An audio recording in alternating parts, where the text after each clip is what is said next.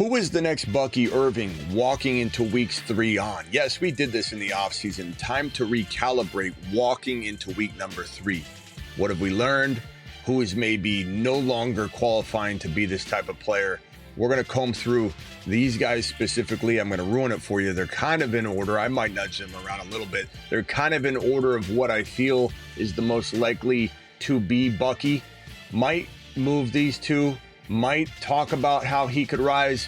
And of course, we'll talk about who doesn't qualify, why you might not see a Hampton or a Hendy or a Mason on screen. The Fantasy Football Show, the next Bucky Irving. After week 3, we're reassessing, recalibrating, if you will. That show begins right now.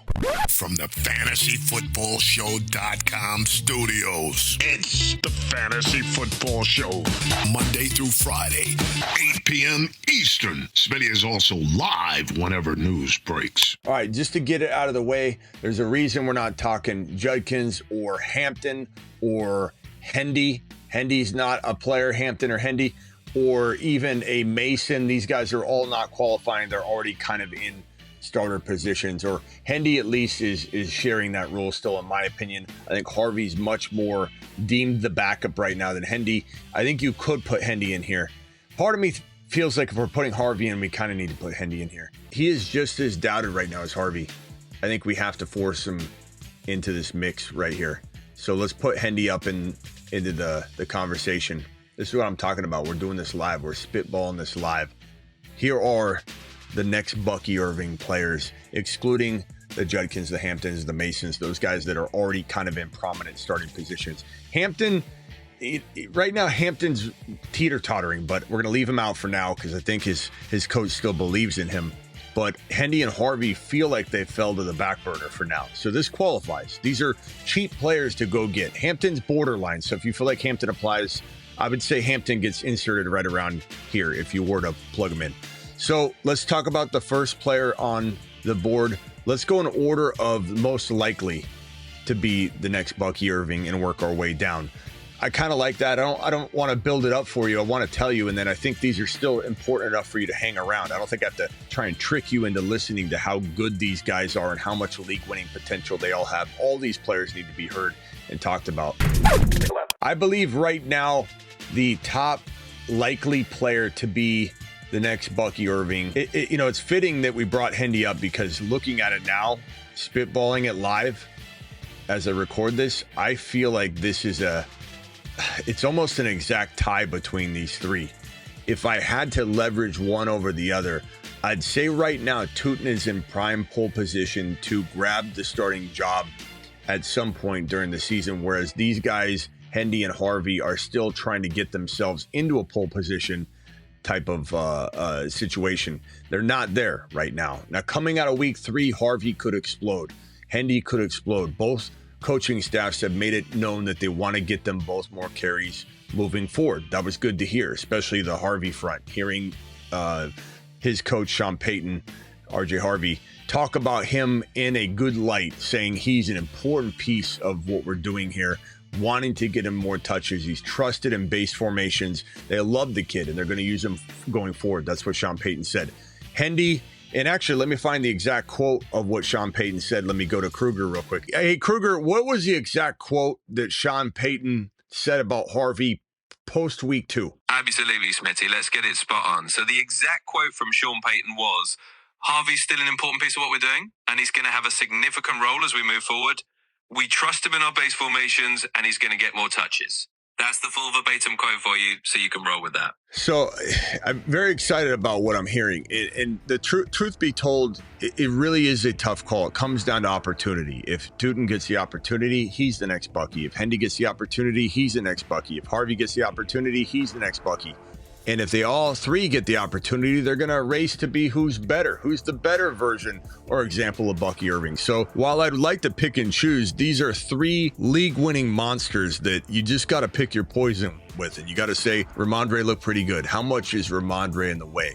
ETN looks fantastic. How much is ETN in the way? And how much does that matter? And Harvey, JK's in the way, most injury-prone running back in the National Football League, played like garbage last year from his third game on. He had such a good first 2 weeks of the season in 2024, J.K. Dobbins, that really skewed his stats. If you take his first 2 games out, from his third game on, he averaged 3.8 yards per carry. J.K. Dobbins was one of the worst running backs in the National Football League. So much so they didn't bring him back. So much so they stopped running at the goal line, and Harbaugh started to ignite the passing attack, which you see carrying over from 2024 into 2025. Why the team is able to pass more in LAC this year is because J.K. was ineffective, and they found their passing stride, you could say, last year. But I would say that you still have 3 guys that have equal footing for being the next Bucky Irving, with Tootin with a slight edge walking into week number 3 because he scored a touchdown, caught the ball well.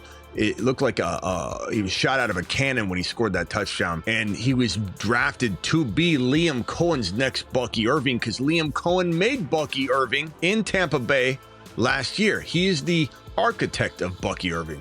So it does fit that Tootin would be the next most likely Bucky Irving candidate, since he was drafted to become exactly that player. And he holds a lot of the same skill sets. He's so tough. He has a fumbling problem. Hopefully he's going to put behind him, and they've been working on that, but he is such an electric player. This is one of the best players to own right now at a very, very cheap cost of entry. Check your waiver wire for one, but he needs to be grabbed, traded for, and be crafty trading for him. If you go directly for him, the owner of Tootin might say, no, I'm not trading him. You're reaffirming what I believed in when I picked him up. Obviously he's a sought after commodity. I'm not moving him. You're going to enable their thinking. So he needs to be like a throw in. You need to go after a player, get rejected, go after a player, get rejected, make him say, the other owner, no, and then you go, well, who else do you have? Well, I've got Tootin, and then you make a trade for Tootin.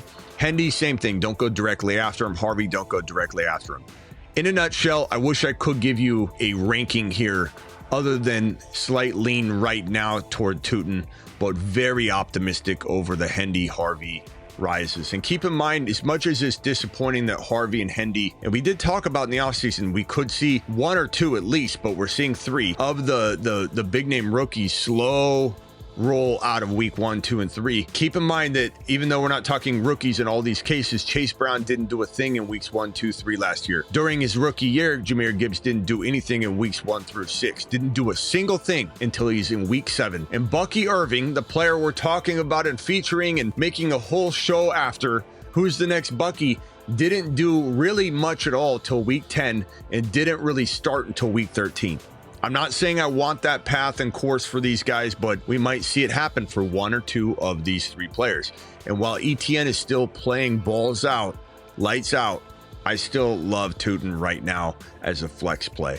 I still love Harvey, even with JK on the field, as a flex play. Hendy's a little bit more in question because of how well Stevenson did last week, but I still like him in desperate situations as a flex play. And I'm really hoping we come out of week number 3 with at least 1, if not 2 of these guys. Most likely to be Harvey and Tootin, but don't write off Hendy. But most likely to be Harvey and Tootin coming out of week 3 going, this is what we've been waiting for. I hope that it is week 3. If it's not, don't lose faith if you've got them, and even a better chance to go buy low, because double, triple, quadruple letdowns in a row tend to have people turning their back on players. And I know this because Chase Brown, after 3 weeks of doing nothing, we're walking into week 3. Chase Brown last year did nothing walking out of week 3, and people turned their back on him. A lot of people even dropped him. It was crazy. It was madness. And he ended up being a top 10 running back, league winner, top 5 overall running back from week 4 on. And I think we're going to see at least one of these guys play like that in 2025. Hopefully all 3.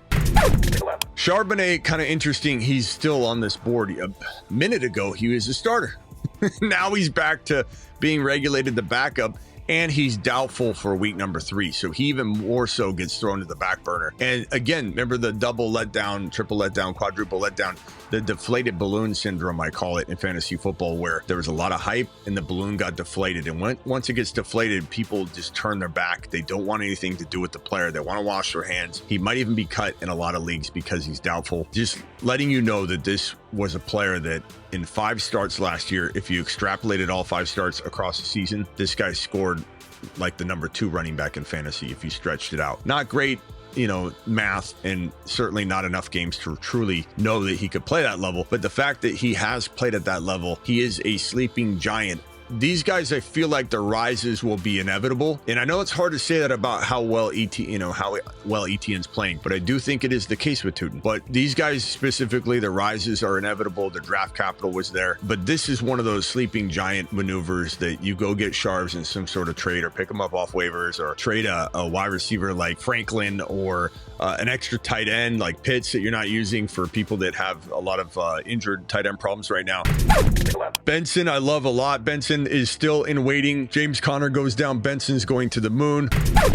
Ollie Gordon, we saw him score a touchdown in week number 3 as he was a part of the Thursday game action, and really like the way they're using him moving forward. He truly, if he got vaulted into the lineup, let's say Achane got traded. There's a lot of rumors today about that. Not saying those are true, just people are kicking out around all kinds of ideas and hope that Miami gets fixed, or players from Miami get moved to play elsewhere. A lot of panic Peters everywhere. But Ollie Gordon, if he did get into the lineup somehow, Achane got abducted safely by aliens and returned safely next year. Regardless of how it happened, this guy would go to the mother freaking moon if he got injected into the lineup. And even that's a nice protection built into his value, right? A nice home run added bonus. But even if he doesn't get into the lineup, it looks like they want to use him. And he's the kind of guy that go forward could score 8 to 10 touchdowns on the year from this moment moving forward.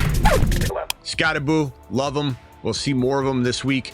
I think he'll be tough to get in a trade later. He runs so tough, wants it so bad, that I could see him really, really thriving this week and being on a whole different conversation, level in terms of fantasy football running backs and flex plays. Maybe he becomes a running back too. Maybe he doesn't. It's tough to say. I do love him a lot. He runs with a lot of grit, determination, hunger, and we're probably going to see him really take a big step forward in this conversation. I'm not saying he goes to the top, but maybe he gets into more of a aggressive argument space in this convo.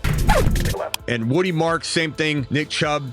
If you rewatch the footage from last week, the defense let Nick Chubb score because they wanted the ball back. And so Nick Chubb might appear to be like this guy that's revitalized, and I don't think so. I don't think he stays healthy. He's not good laterally from left to right. And Marks is a player that caught 83 footballs 1 year in college as a running back. He's got the PPR skill set you want in a running back. He looked fantastic. I believe it was a 37-yard reception in week number 2.